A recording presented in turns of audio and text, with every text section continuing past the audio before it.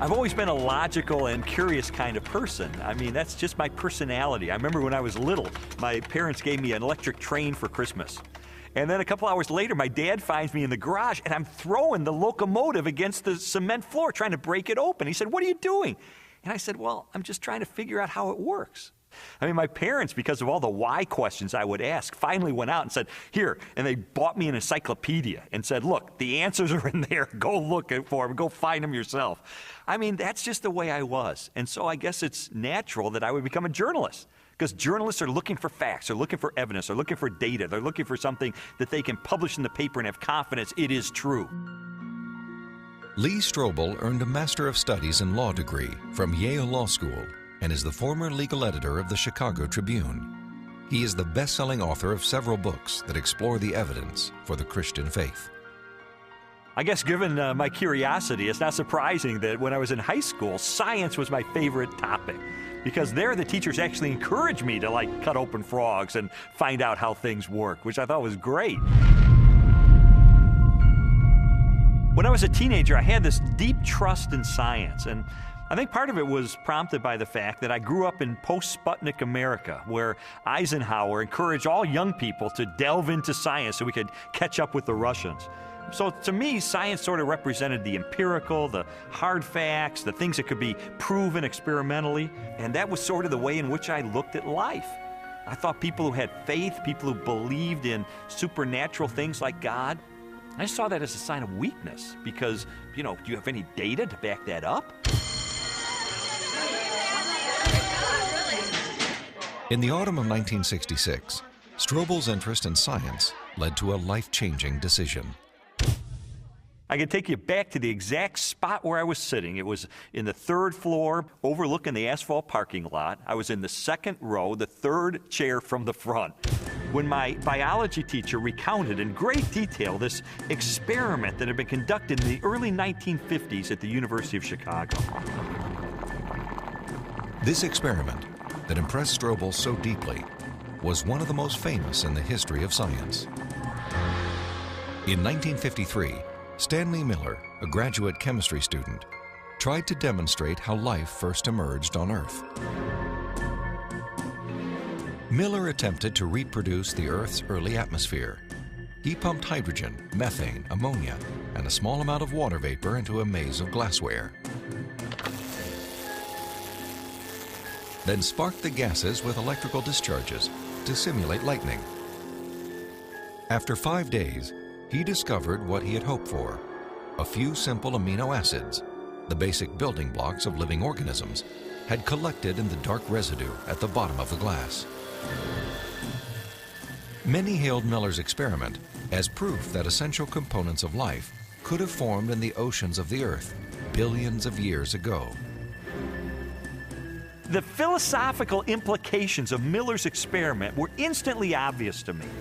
And for me, it was a eureka moment because I heard this and I thought, wait a minute. If you can show scientifically that life can emerge without any outside assistance, if life can emerge just from naturalistic circumstances, then God was out of a job. From there, the acceptance of Darwinian evolution, and full-blown atheism for that matter, was pretty easy. Because if living organisms could emerge by themselves out of this primordial soup without the assistance of any kind of a god or supernatural intervention, then they certainly could develop naturally over the eons into more and more complex creatures, just as Charles Darwin theorized in his book On the Origin of Species. As Strobel embraced Darwinism and its atheistic implications, he was surprised to discover that many Christians believed their faith was compatible with Darwinian evolution. There's no way you can harmonize neo-Darwinism with Christianity. I could never understand Christians who would say, well, I believe in God, and yet I believe in evolution as well. You see, Darwin's ideas about the development of life led to his theory that modern science now generally defines as an undirected process, completely devoid of any purpose or plan. Now, how could God direct an undirected process? How could God have purpose and a plan behind a system that has no plan and no purpose. It just does not make sense. Didn't make sense to me in 1966, and it doesn't make sense to me now. In 1972, Lee Strobel married Leslie Hurdler. 5 years later, Leslie, an agnostic, became a Christian. And I thought, this is divorce. This is going to be the end of our marriage. But all the negative things I expected to happen in her as a result of her newfound faith, they didn't happen. And instead, I saw positive changes in her values and her character and the way she related to me and the children. And I thought, wait a minute, she is attributing this to God. And I don't believe God exists. And so that was the main thing that prompted me to say, maybe I need to really investigate this and get to the bottom of this and determine, is there really any rational way I could ever believe that this kind of a God really exists and really causes this kind of transformation in a human being? And so I decided to use my legal training and journalism training, my scientific curiosity, to systematically investigate, is there any credibility to the Christian faith? Because science had played such an instrumental role in his turn to atheism, Strobel embarked on an investigation of major discoveries in biology, chemistry, cosmology, and physics. His studies spanned more than 20 years and included interviews with scientists and scholars as he sought to determine for himself what these discoveries implied about the reality of a creator. Throughout his inquiry, one question remained constant. Does the evidence uncovered by contemporary science point us toward or away from the existence of God? Two-time Nobel Prize winner Linus Pauling once said that science should be the search for truth. And that's what I wanted to do. I didn't know where the evidence was ultimately going to take me, but I really did want to know the truth about God. And what I found shocked me and it stunned me.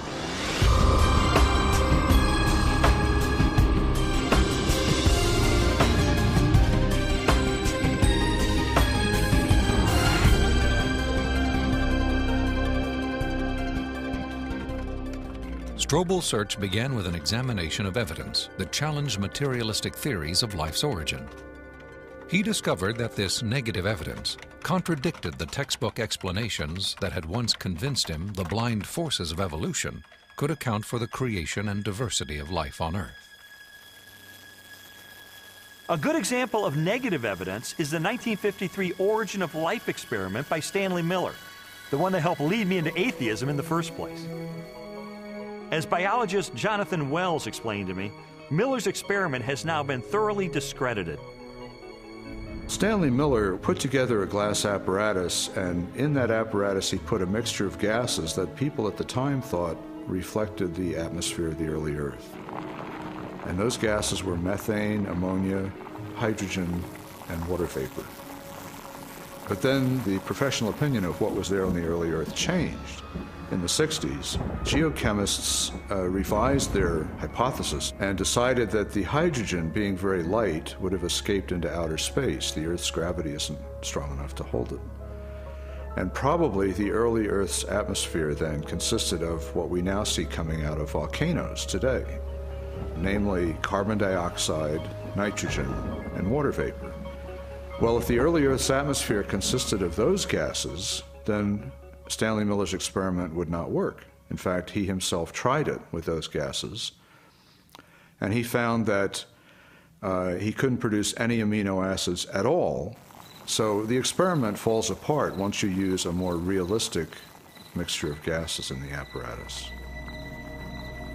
Miller's test has been repeated many times using the correct atmospheric components. The results are always the same. The amino acids that generated so much enthusiasm in 1953 do not appear. Even if Miller's experiment were valid, you're still light years away from making life. It comes down to this. No matter how many molecules you can produce with early Earth conditions, plausible conditions, you're still nowhere near producing a living cell. And here's how I know. If I take a sterile test tube and I put in a little bit of fluid with just the right salts, just the right balance of acidity and alkalinity, just the right temperature, the perfect solution for a living cell. And I put in it one living cell. This cell is alive. It has everything it needs for life. Now I take a sterile needle and I poke that cell, and all its stuff leaks out into this test tube. You have in this nice little test tube all the molecules you need for a living cell. Not just the pieces of the molecules, but the molecules themselves. And you cannot make a living cell out of them. You can't put Humpty Dumpty back together again. So what makes you think that a few amino acids dissolved in the ocean are going to give you a living cell? It's totally unrealistic. Stanley Miller's experiment was not the only unsuccessful attempt to explain how life originated.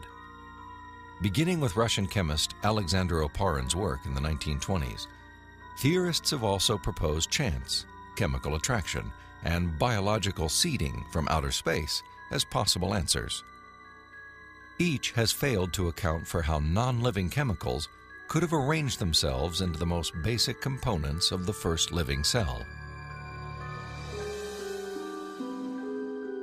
Strobel's research ultimately led him to conclude that materialistic explanations for the origin of life were deeply flawed. And his examination of negative evidence did not end with the question of first life. He also learned of weaknesses in the most celebrated icon of Darwinian evolution. In Darwin's book on the origin of species, there's only one illustration. It's called the Tree of Life. Darwin used it to explain how every species of animal and plant that ever existed on Earth had evolved from the same common ancestor through small, gradual steps over enormous periods of time.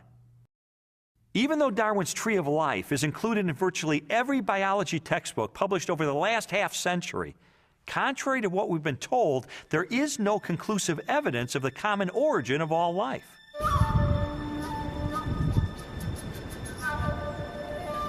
Perhaps the most damaging blow to Darwin's theory is the fossil record.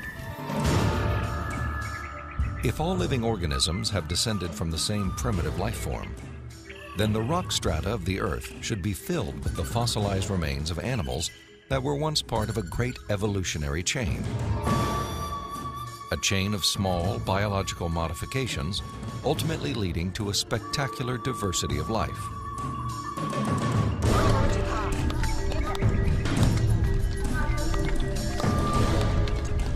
Yet, after 2 centuries of research, highlighted by excavations in southern China, the multitude of transitional experiments, or missing links, that should exist are conspicuous only by their absence. The most graphic example of this void in the fossil record is a geological era known as the Cambrian explosion. The branching tree pattern of Darwin's theory is actually not seen anywhere in the fossil record unless we impose it with our own minds. So the Cambrian explosion is the most dramatic refutation of the Tree of Life. The Cambrian explosion of life was a dramatic episode in geological history. Usually dated at about 530 million years ago, the exquisitely preserved Cambrian fossils reveal that the body plans for virtually every major animal phyla appeared, not gradually and slowly as Darwin had speculated, but instead with astonishing suddenness. If we imagine the whole history of life on Earth taking place in one 24-hour period, the current standard estimates for the origin of life put it at about 3.8 billion years ago, let's say 4 billion. So if we start the clock then, our 24-hour clock, 6 hours, nothing but these simple single-celled organisms appear, the same sort that we saw in the beginning. 12 hours, same thing. 18 hours, same thing. 3/4 of the day has passed, and all we have are these simple single-celled organisms. Then at about the 21st hour, in the space of about 2 minutes, boom, most of the major animal forms appear in the form that they currently have in the present. And many of them persist to the present, and we have them with us today. Less than 2 minutes out of a 24-hour period. That's how sudden the Cambrian explosion was. In a geological instant, the animal kingdom leaped from small, relatively simple organisms to extraordinary creatures with spinal cords, compound eyes, and articulated limbs. The record of this explosion of life looks nothing like Darwin's slowly branching tree. Darwin's theory is that there's a tree of life, where you have one organism diverging into many other organisms and big differences appearing at the top. What we really see is from here up. This does not exist in the fossil record. If I were using a botanical illustration, it would be a lawn with separate blades of grass sprouting independently of each other. And those would be the phyla. Now, within each phylum, there is subsequent diversification, but even there, I don't see the branches connecting that would make them a tree of life. As scientists, it's not our job to force the evidence into a theory that just doesn't fit it. And so I have absolutely no desire or reason to uphold Darwin's theory at this point. I think what we're seeing today is a series of scientific discoveries that are opening the eyes of more and more scientists to say, wait a minute, I can no longer believe that pure naturalistic processes can account for the origin and diversity of life. There must be something else here. The challenges to Darwinian theory have led more than 600 scientists with PhDs from major universities throughout the world to sign a document titled A Scientific Dissent from Darwinism. It reads in part, "We are skeptical of the claims for the ability of random mutation and natural selection to account for the complexity of life."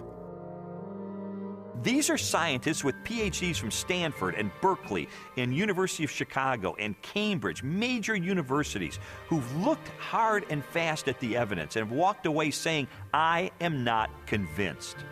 Maybe there's another explanation. Personally, the negative evidence forced me to conclude that Darwinism would require a blind leap of faith that I just had no good reason to make. Strobel's rejection of Darwinism and materialistic science was also based on the large body of positive evidence for intelligent design. Evidence he first confronted in the science of cosmology, which explores the origin of the universe.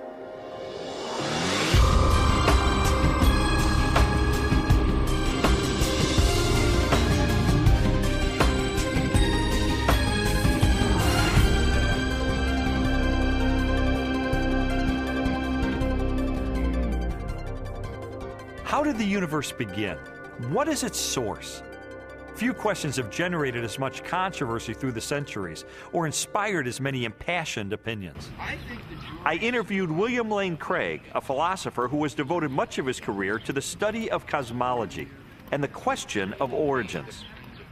From ancient Greek materialism at the time of Plato and Aristotle up through 19th century idealism, the prevailing view was that the universe is eternal, that the universe never began to exist, that the universe as a whole is, as it were, a static, timeless entity. This belief in an eternal, unchanging universe, for centuries a pillar of Western cosmology, was unexpectedly challenged in 1915 by Albert Einstein's general theory of relativity. Einstein's equations implied a startling possibility. The cosmos was not static, but instead existed in a continual state of either contraction or expansion. Einstein did not like the idea that the universe was dynamic at all. In fact, like almost all scientists at the time in the early 20th century, he assumed the universe was static and eternal. What's interesting and ironic is that he thought he had made some kind of mistake in his equations for the general theory of relativity. But a few years after he developed the theory, a Belgian astronomer named Lemaitre developed a model based upon his equations, which again predicted that the universe was in a continual state of expansion. In 1929, theoretical predictions were confirmed with empirical data. At the Mount Wilson Observatory overlooking Los Angeles, astronomer Edwin Hubble studied light from distant galaxies. Hubble determined that galaxies beyond our Milky Way were moving away from us at a speed proportional to their distance from the Earth. The more distant the galaxy, the faster it is receding. Hubble's landmark discovery led most astronomers and physicists, including Albert Einstein, to a similar conclusion. If the universe is continually expanding, then at earlier points in its history, it must have been smaller and denser.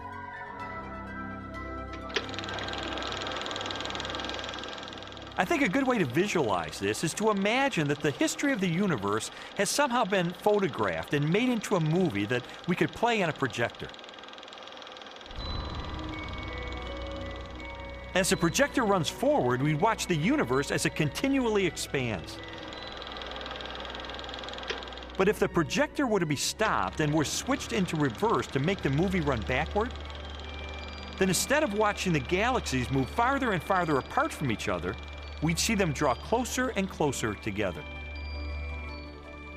As you trace this expansion back in time, the universe grows denser and denser and denser until finally the entire known universe is contracted down to a state of infinite density, which marked the beginning of the universe.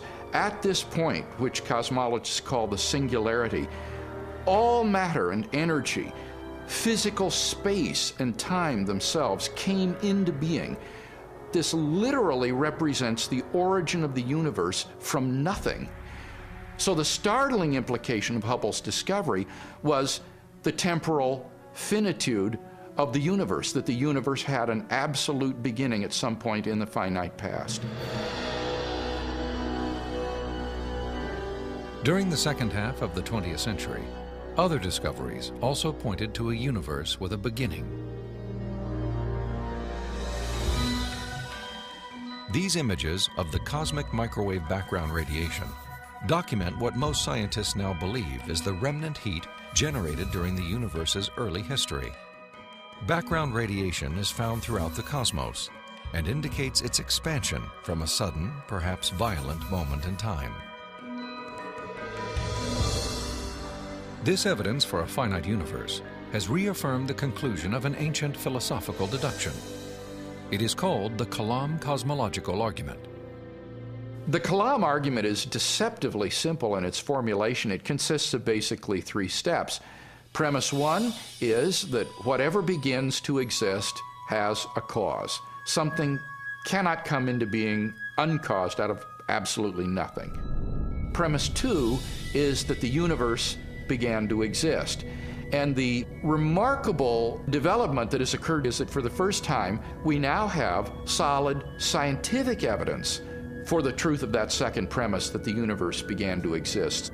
And from those two premises, it follows logically, therefore, the universe has a cause of its existence. Whatever begins to exist has a cause. The universe began to exist, therefore the universe has a cause of its existence. And that points to a reality beyond the universe, a transcendent reality beyond space and time, and therefore non-physical and immaterial, which created the universe out of nothing and brought it into being. The implications of a finite universe, coupled with other discoveries of modern cosmology, have led many scientists to unmistakably theological conclusions.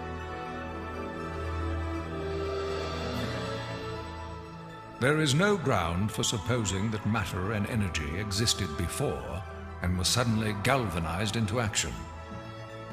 It is simpler to postulate creation ex nihilo, divine will constituting nature from nothingness. The chain of events leading to man commenced suddenly and sharply, at a definite moment in time, in a flash of energy and light. We can't understand the universe in any clear way without the supernatural. Supernatural creation of the universe in a flash of energy and light. You know, it sounds an awful lot like the first chapter of Genesis to me. Today, the vast majority of even the most skeptical astronomers and cosmologists believe that the universe had a beginning. This belief isn't based on some theological doctrine. It's based on scientific evidence. And I think if we follow the evidence wherever it points, It points clearly and powerfully and persuasively in the direction of a creator.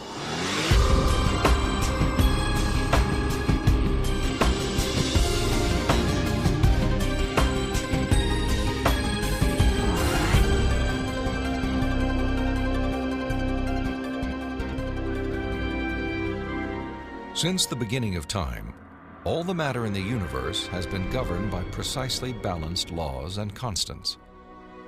During an interview with Robin Collins, a philosopher with degrees in mathematics and physics, Strobel learned how these laws offer compelling evidence for a creator and conspire to make the universe habitable for life. The laws of physics are balanced on a razor's edge for life to occur. For example, if you didn't have something like gravity that pulled matter together, you would never get planets, you wouldn't get stars, you wouldn't get any complex organisms. If you didn't have the strong nuclear force, there would be nothing to hold protons and neutrons together in the nucleus. And so you wouldn't have any atoms, so no chemistry. If you didn't have the electromagnetic force, you would have no bonding between chemicals.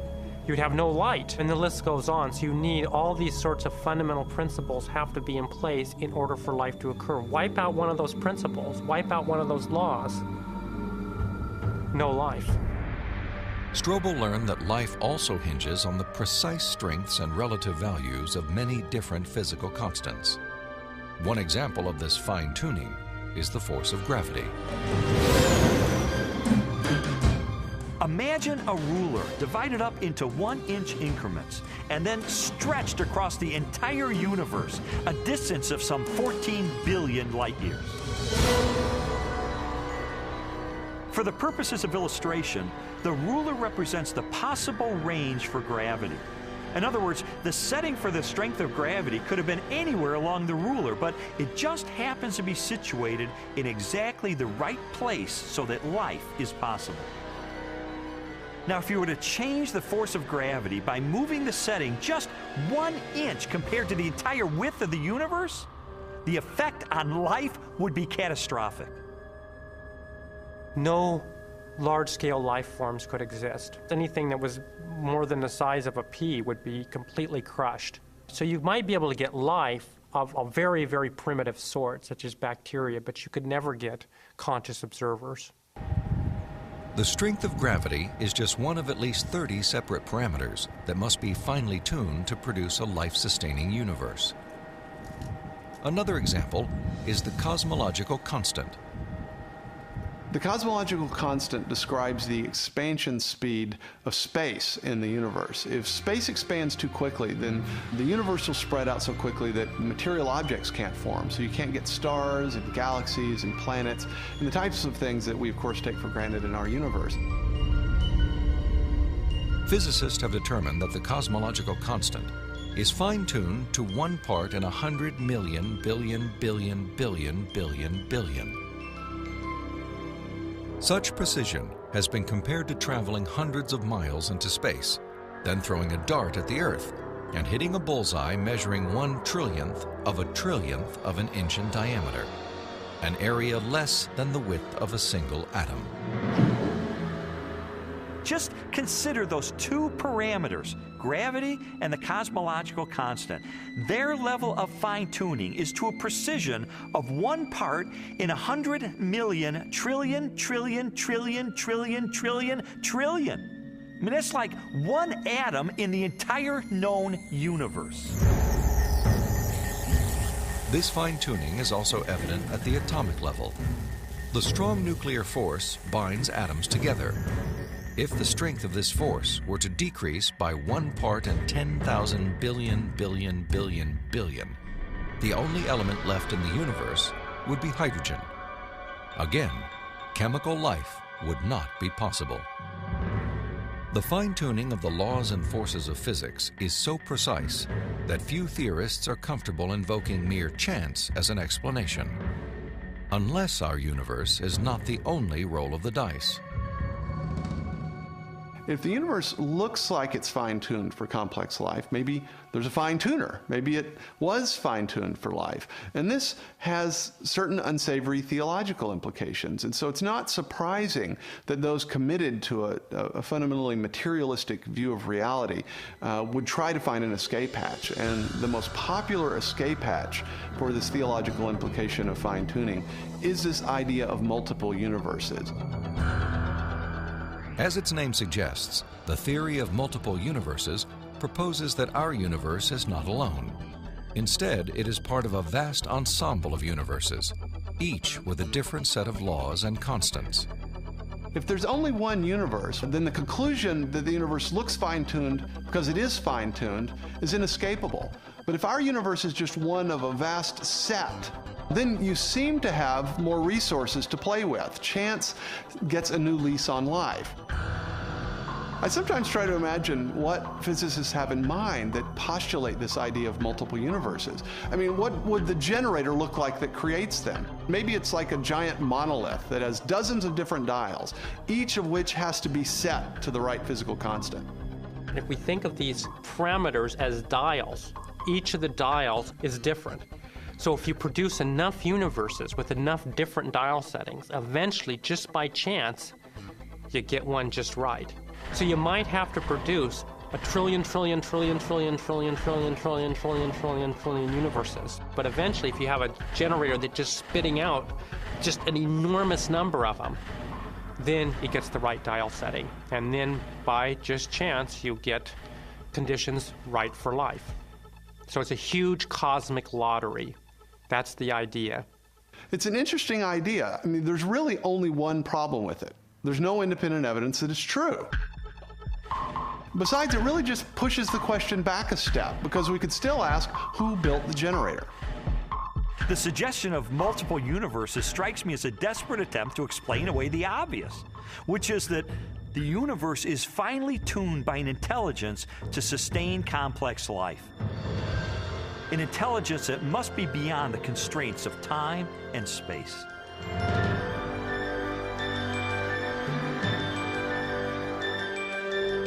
Strobel's journey through a universe finely tuned for life inevitably led him home, to the blue jewel of our solar system, the planet Earth. There he encountered another array of critically balanced conditions essential to human existence. When I was an atheist, I saw planet Earth as being one of probably billions of planets just like it all over the universe. I saw our sun as being an average, undistinguished type of a sun. I figured as I looked up at the stars at night that there must be millions and millions of advanced civilizations out there. I just thought there was an ordinariness to our situation. This line of reasoning was totally consistent with my atheistic worldview. But what I learned later is that it's not consistent with what science is revealing about the Earth. Strobel's investigation caused him to consider the many conditions necessary for a life-sustaining planet. In the process, he was introduced to the science of astrobiology and astronomer Guillermo Gonzalez. I'm an astrobiologist, and what motivates me is just to examine the conditions necessary for life and look elsewhere in the universe and see if those conditions are met anywhere else. And the answer could be yes, and the answer could be no, and either answer is interesting. For more than a decade, Guillermo Gonzalez has researched the characteristics of a planet required to support complex life. Estimates vary, but a current list of these factors would number at least 20 and include an oxygen-rich atmosphere, liquid water and large continental landmasses, a home star of the right temperature and mass, an orbital path that is neither too far nor too close to the home star, a moon large enough to stabilize the tilt of the planet's axis and the movement of its tides, a magnetic field strong enough to deflect the sun's radiation,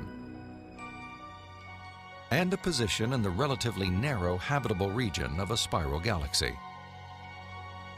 All these factors have to be met at one place and time in the galaxy if you're going to have a planet as habitable as the Earth, which you need for complex and even technological life.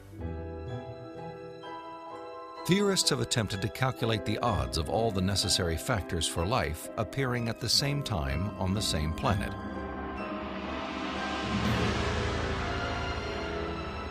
A conservative estimate is 1 chance in 10 to the negative 15th, or 1/1000th of 1 trillionth. On those terms, even when compared to the billions of suns and possible planets in our Milky Way galaxy, the probability of even a single habitable world appears unlikely. There are many probabilistic resources in the galaxy, but on the other side of the coin are all these factors that you need. You have to get just right in order to have just one habitable planet like the Earth. And that leads me to conclude that yes, we're rare in the galaxy. Gonzalez's study of the Earth's habitability led him and colleague Jay Richards to expand the scope of their research. They began to examine how a life-sustaining planet like Earth may also give its human inhabitants access to the mysteries of the universe. I don't think there has ever been a time in the history of the human race in which at least some people haven't contemplated these questions. We ask, why can we see distant galaxies, millions of light years away in the universe? Why can we postulate what's going on inside atoms or inside black holes? Why are we able to discover things about the universe, to answer questions about its age? For most scientific discoveries that we're able to make, these sorts of things can't be explained in terms of the survival of the fittest of our distant ancestors. Not only our ability to do science, but the openness of the natural world to science just completely outstrips the sort of reductionist and Darwinian explanations that we're used to. In response to this evidence, Richards and Gonzalez have argued that our ability to make scientific discoveries is no fluke or accident. Instead, it points to an underlying purpose behind the universe. It is actually designed for discovery. Guillermo Gonzalez and I spent several years pursuing a hypothesis that those rare things that life needs in a planetary environment, those things that make a planet habitable, also set up the best set of conditions overall for scientific discovery. There are many examples of this correlation, including our planet's oxygen-rich atmosphere, both a critical requirement for our survival and a transparent window that allows us to explore the distant universe.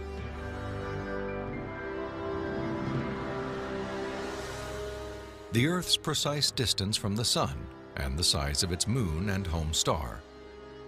These factors not only control our planet's temperature, axial tilt, and the movement of its tides, they also ensure perfect solar eclipses, phenomena that have provided scientists with invaluable data about the composition of stars and the properties of light. And our location in the Milky Way. The Earth is positioned between 2 spiral arms within a relatively small region where life is possible. As a result, we enjoy an excellent platform for clear, unimpeded views of our galaxy and the rest of the cosmos. I think God intentionally created a habitat for us that allows us to see Him through the creation that He has left behind. And this habitat is conducive for us to do scientific research. It didn't have to be that way, but it is. Why? Because I believe that by doing science, we find God.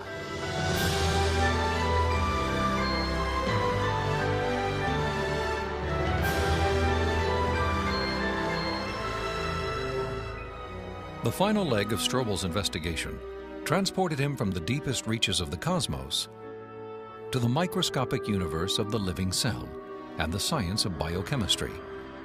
There he encountered more challenges to Darwinian evolution and new evidence of design.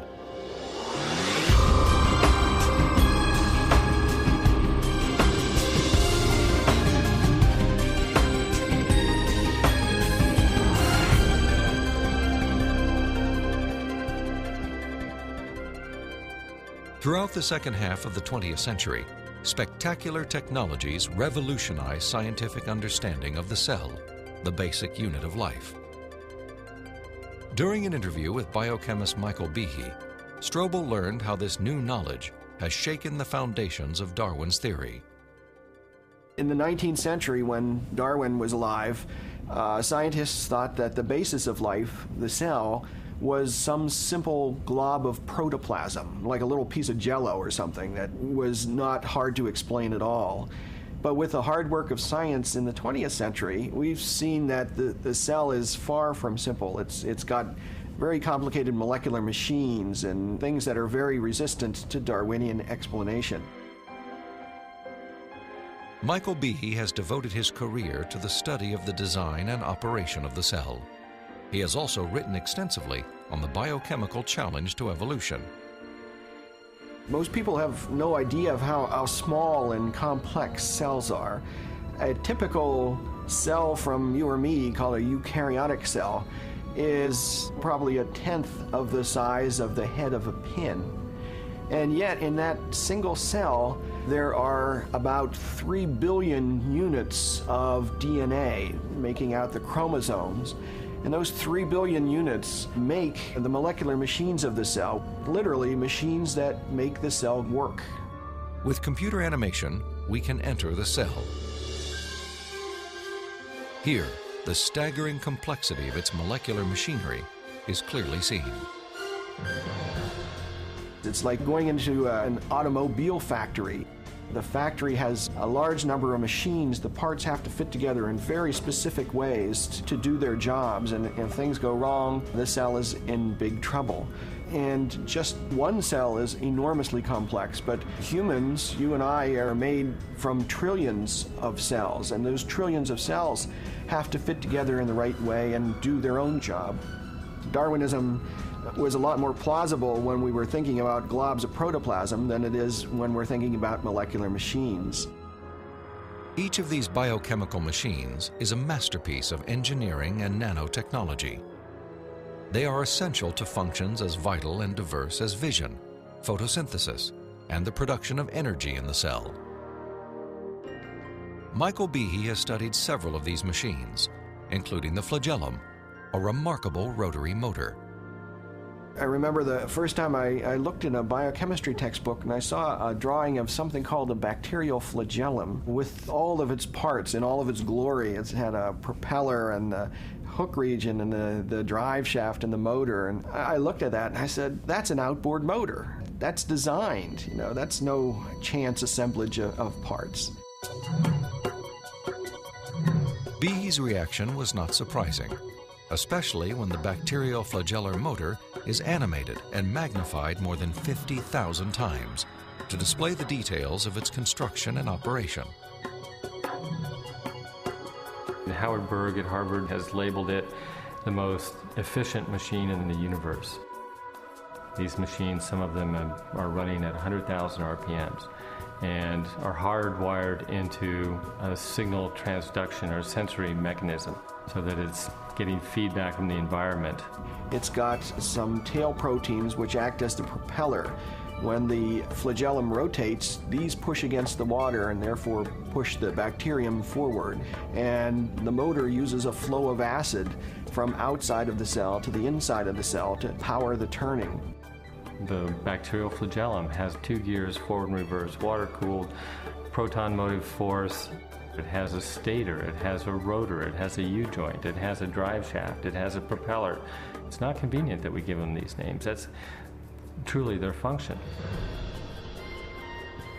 In all, about 40 different protein parts are required to build a flagellar motor. Half of them are constructor proteins, specialized mechanisms that assemble the flagellum's individual components. Since its discovery, biologists have tried to understand how a machine of such superb design could have arisen gradually, without foresight or plan, through the biological pathway Darwin envisioned. I think what Darwin was trying to show was that things that look designed aren't really designed, but that we can find naturalistic processes to account for the complexity of life. Darwin theorized that every part of every living organism evolved through natural selection, a blind process that acts upon random changes in the cell. Darwin believed that, given enough time, These random variations would transform the simplest cells into the great diversity of life that inhabits our planet. In his study of evolution and molecular machines, Michael Behe has raised a significant challenge to the creative power of Darwin's mechanism of natural selection. It is called irreducible complexity. Irreducible complexity was coined by Mike Behe in describing these molecular machines. Basically what it says is that you have multi-component parts to any given organelle or system in a cell, all of which are necessary for function. That is, if you remove one part, you lose function of that system. Irreducible complexity can be illustrated by a familiar, non-biological machine, a mousetrap. The trap is composed of 5 basic pieces: a catch to hold the bait, a strong spring, a thin bent rod called the hammer, a holding bar to secure the hammer in place, and a platform upon which the entire system is mounted. If any one of these parts is missing or defective, the mechanism will not work. All components of this irreducibly complex system must be present simultaneously for the machine to perform its function. Catching mice.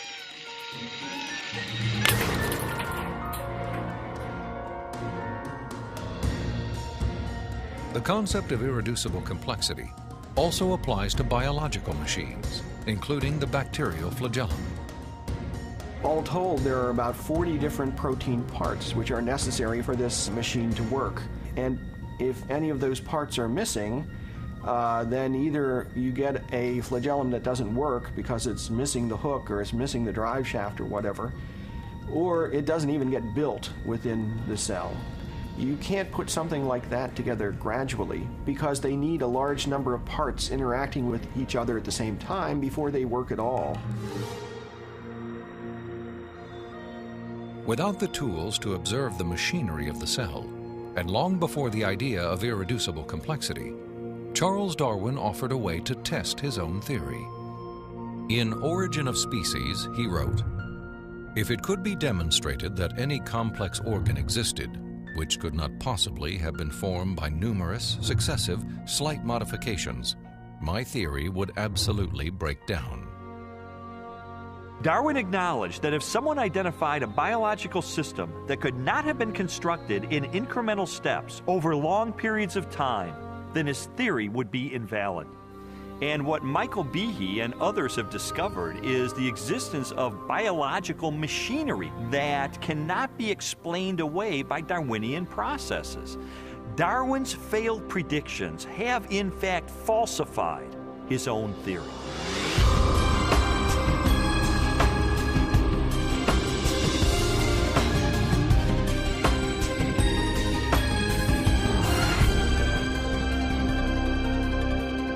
The existence of complex biological machines raises an obvious question. If natural selection wasn't the agent of their construction, then what was? The centerpiece of my investigation was an interview with philosopher of science, Dr. Stephen Meyer. Meyer, who holds a PhD from Cambridge University, brought me face to face with the most efficient information processing system in the universe. The DNA molecule and its language of life. The discovery of the information-bearing properties of DNA and RNA is a fundamental challenge to all materialistic theories of the origin of life.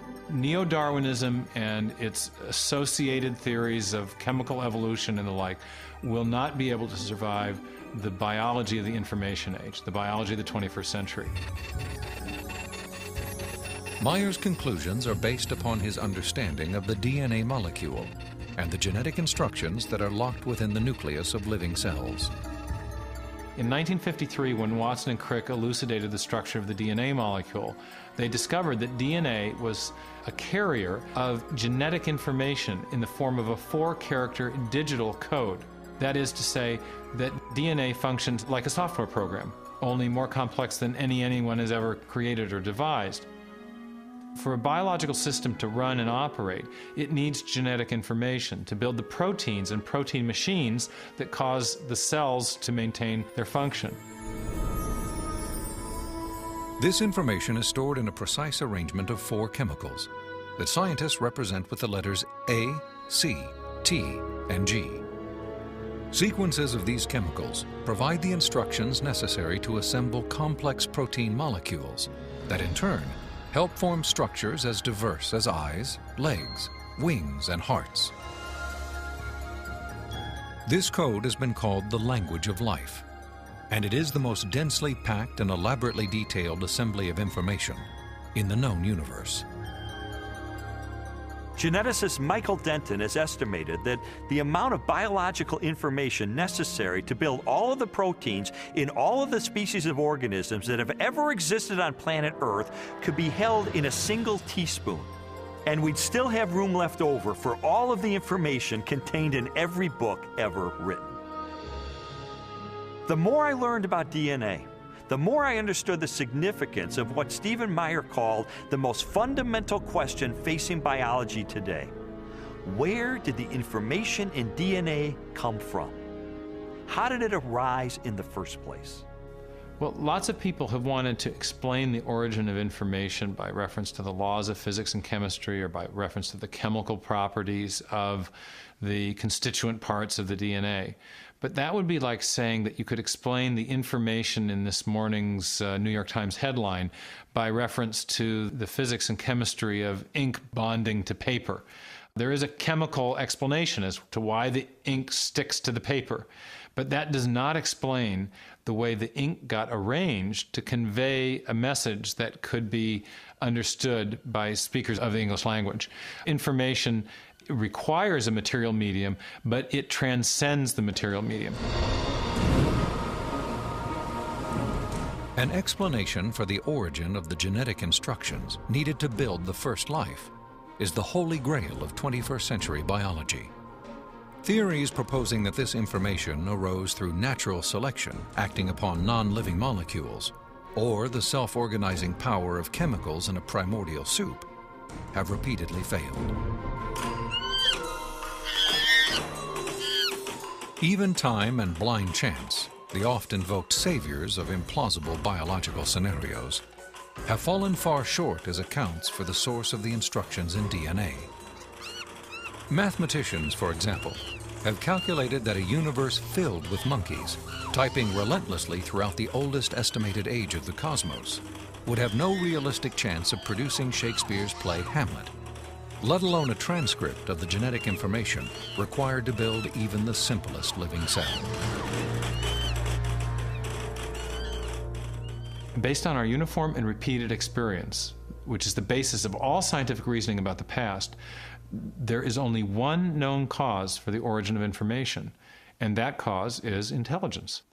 Whether we're looking at a hieroglyphic inscription, a section of text in a book, or a computer software, if you have information and you trace it back to its source, invariably you come to an intelligence. Therefore, when you find information inscribed along the backbone of the DNA molecule in the cell, the most rational inference, based on our repeated experience, is that an intelligence of some kind played a role in the origin of that information. The implications of the scientific evidence, coupled with Meyer's logic, are profound. If we are finding information inside every cell and every living creature, could that not be, in a sense, the signature of a creator?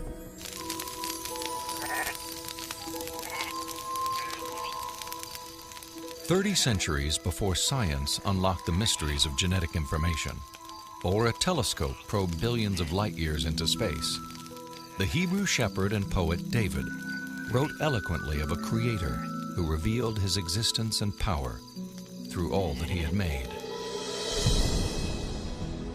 The heavens declare the glory of God. The skies proclaim the work of his hands. Day after day they pour forth speech. Night after night they proclaim knowledge. Their voice goes out into all the earth, their words to the end of the world." God himself is invisible. He is a spirit. And yet, one of the purposes he has for us is to find him so we can know him. And he's left behind a series of clues. And sometimes we just have to kind of take our blinders off and get beyond our presuppositions and say, wait a minute, I am going to pursue the evidence of science wherever it points.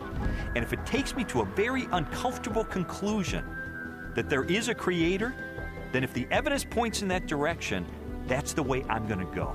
According to a lot of the mainstream media, the theory of intelligent design is a faith-based idea. And in saying that, they want to dismiss it as something that has no basis in science. But the media has confused a fundamental issue. They're confusing the evidence for the theory with the implications of the theory. The theory of intelligent design may well have implications that are supportive of theistic belief, but the theory is not based on theistic belief. It's based on the discovery of digital code in cells, miniature machines in cells, the fine-tuning of the laws of physics and chemistry, and standard ways of scientific reasoning about the remote past in the history of life. 40 years ago, a lecturer in a high school biology class convinced an inquisitive 14-year-old freshman that there was no God. Ironically, years later, it was an open-minded investigation of scientific evidence that led Lee Strobel to belief in a creator.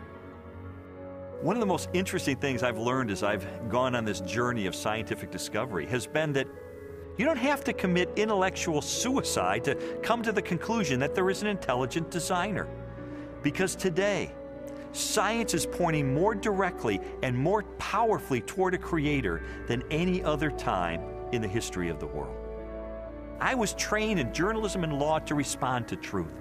I had to take a step of faith in the same direction that evidence is flowing, which is logical and rational. We do that every day of our life. We make steps of faith based on the evidence that we perceive. And so it was the most logical and rational step I've ever taken to put my faith in the creator that science tells me exists.